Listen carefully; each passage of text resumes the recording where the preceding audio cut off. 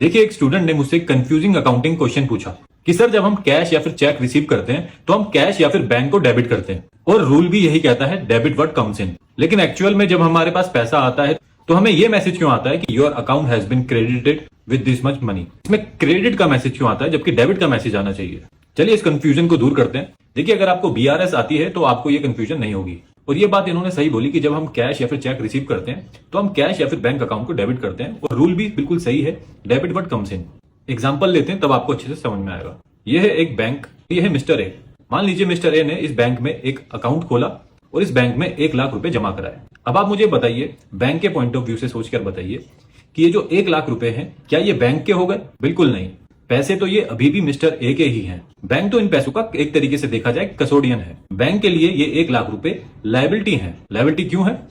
क्योंकि mister A किसी भी दिन आकर ये अपने 1,00,000 रुपए लेकर जा सकते हैं, और बैंक इस केस में मिस्टर ए को मना नहीं कर सकता कि ये मेरा पैसा है, मैं नहीं दे रहा। और क्योंकि ये मिस्टर ए का पैसा है तो मिस्टर ए जब मर्जी इस पैसे को निकाल भी सकते हैं। बैंक इस पैसों का एक तरीके से कस्टोडियन है। तो ये 1,00,000 रुपए बैंक के लिए लायबिलिटी है। मान लो मिस्टर ए ने 1,00,000 रुपए और जमा करे अपने अकाउंट में, तो मिस्टर ए अपनी बुक्स में बैंक अकाउंट ओपन करेंगे और डेबिट साइड पर एंट्री करेंगे, क्योंकि उनका बैंक बैलेंस बढ़ गया, क्योंकि उनके बैंक अकाउंट का बैलेंस बढ़ गया, उनके बैंक अकाउंट में पैसे आए, डेबिट व्हाट कम्स इन। और वहीं बैंक के लिए लायबिलिटी बढ़ गई 1,00,000 रुपए से, और लायबिलिटी का बैलेंस होता है credit balance.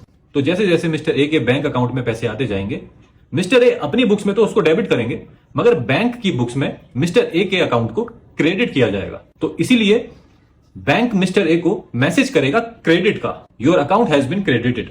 Bank mister A को बता रहा है कि बैंक की लायबिलिटी इतने अमाउंट से बढ़ गई है। अब मिस्टर ए क्या करेंगे? इतने अमाउंट से बैंक अकाउंट को डेबिट कर देंगे। सिमिलरली सैलरी का एग्जांपल लेते हैं। कई इंडिविजुअल्स की सैलरी उनके बैंक अकाउंट में आती है और उनको क्रेडिट का मैसेज आता है। सैलरी जैसे ही बैंक अकाउंट में आई, इसका मतलब बैंक की लायबिलिटी इंक्रीज हो गई। और इस केस में भी सेम लॉजिक है, क्योंकि बैंक की लायबिलिटी इंक्रीज हो गई और लायबिलिटी का बैलेंस होता है क्रेडिट बैलेंस, तो इसलिए बैंक क्रेडिट का मैसेज भेजता है कि आपकी सैलरी क्रेडिट कर दी है आपके अकाउंट में। यानी कि इतने अमाउंट से हमने आपके प्रति अपनी लायबिलिटी बढ़ा दी है। तो आई होप आपको क्लैरिटी आई होगी। तभी मैंने बोला था अगर आपको बीआरएस आती है तो ये कंफ्यूजन आपको नहीं होती। अगर आप चाहते हैं ऐसे कंफ्यूजिंग क्वेश्चन के ऊपर मैं एक सीरीज बनाऊं तो मुझे कमेंट में जरूर बताएं।